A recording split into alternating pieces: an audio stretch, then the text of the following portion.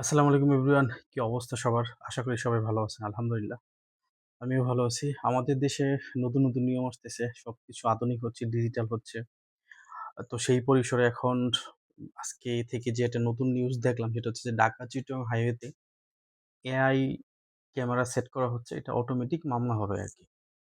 তো এই সিদ্ধান্তটা আসলে কতটা সঠিক নাকি ভুল হইছে, সেটা নিয়ে কিছু বলবো আজকে। দেখুন, আধুনিকতার বিশ্বে আপনি তাল মিলিয়ে চলতে গেলে আমি এআই ক্যামেরাটা সাপোর্ট করি। নিয়ম মানতে গেলে যেন কেউ নিয়ম না ভাঙে। হাইওয়েতে বলেন, সিটিতে বলেন সব জায়গাতেই অবশ্যই দরকার আছে। কিন্তু আমাদের দেশের হাইওয়েগুলোর যে অবস্থা, সেই প্রেক্ষাপটে মানে এখনো ওরকম পরিবেশ হয় নাই যে আপনি হাইওয়েতে অটোমেটিক মামলা দেওয়ার মতো ওরকম পরিবেশ এখনো তৈরি হয় নাই। আমি যেটা মনে করি।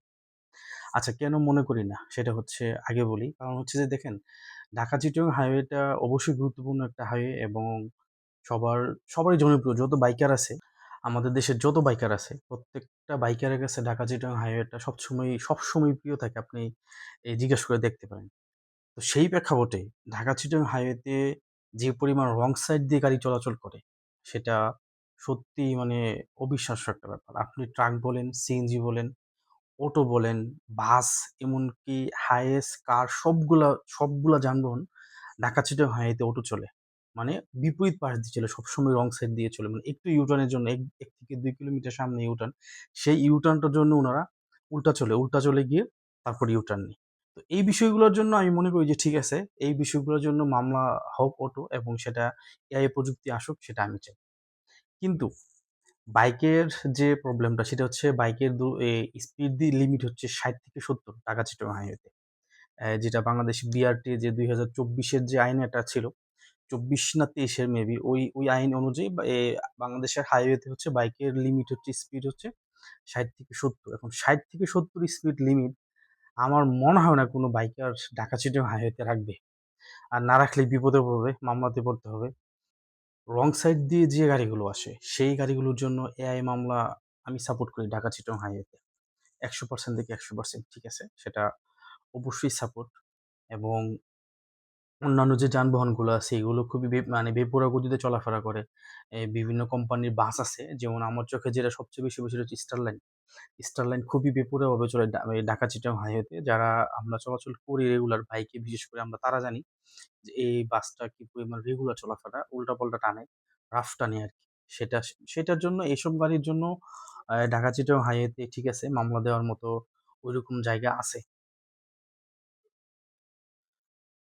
ঢাকা-চিটাগং হাইওয়েতে যদি এআই ক্যামেরা প্রতিস্থাপন হয়, তাহলে যে সুবিধাটা আমরা পাবো, সুবিধাটা যেটা আমরা পাবো সেটা হচ্ছে যে উল্টো বোস উল্টো রাস্তা দিয়ে বা উল্টো অপর পাশ দিয়ে বা রং সাইড দিয়ে কোনো গাড়ি আসতে পারবে না।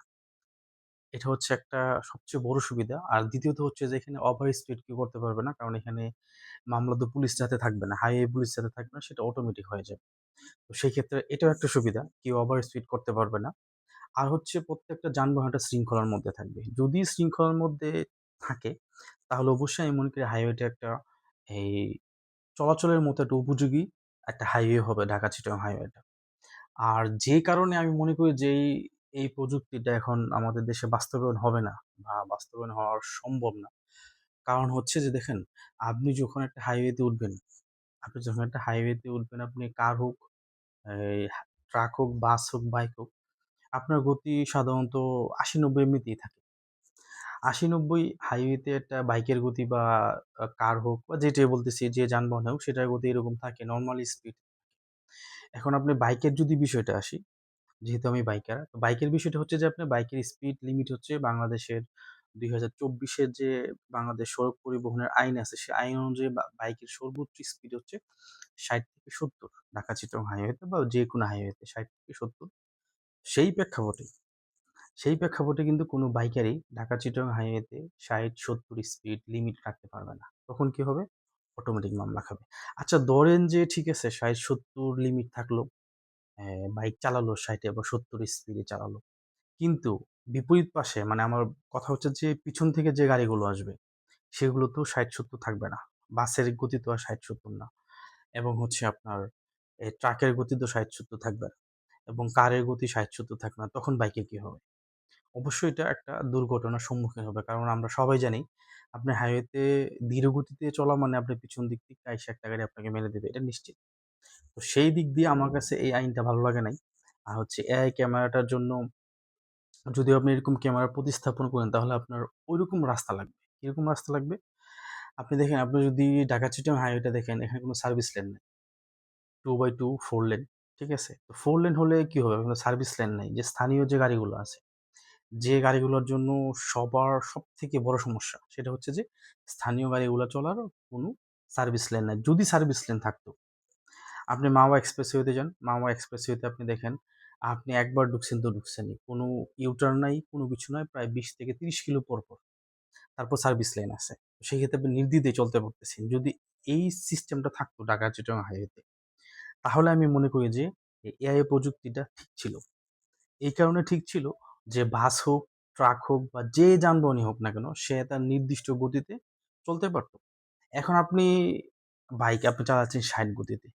এখন অপর পাশ থেকে একটা অটো চলে আসলো, অটো তো আর মামলা খাবে না। তাই না? অটোর তো কোনো লাইসেন্স নাই, কোনো কিছু নাই। অটো মামলা খাবে না। তখন কি হবে? তখন আপনি স্লো করলে পিছন দিক থেকে যদি কোনো কারের স্পিড ৮০ বা ৯০ থাকে তখন সে আপনাকে মেরে দেবে। এটা নিশ্চিত। আর এরকম অ্যাক্সিডেন্ট আমাদের দেশে অহরহ হচ্ছে।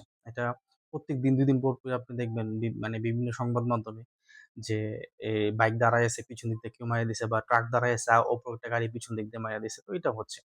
তো সেই ক্ষেত্রে আমি মনে করি যে এটা খুব রিস্ক হয়ে যাবে। সর্বশেষ কথা হচ্ছে যে প্রযুক্তি আসুক, প্রযুক্তি আসলে ভালো। যারা নিয়ম মানতে পছন্দ করে, যারা নিয়মের মধ্যে থেকে বাইক রাইড করতে পছন্দ করে, যানবাহনে রাইড করতে পছন্দ করে যারাই আছে, আমরা ট্রাক বলি, বাস বলি, যেই যানবাহনে বলি না কেন, নিয়মের মধ্যে আসুক। নিয়মের মধ্যে আসলে একটা শৃঙ্খলার মধ্যে আসলে তখন সেটা কি নিরাপদ এবং সুন্দর হবে। তো দেখা যাক কি হয়। যেহেতু নতুন ক্যামেরা আসতেছে, বসতেছে, এটা ১৮ তারিখের পরে বলা যায় পরিস্থিতি যে আসলে কি পরিমাণ মামলা হচ্ছে বা কিভাবে মামলাটা নিচ্ছে।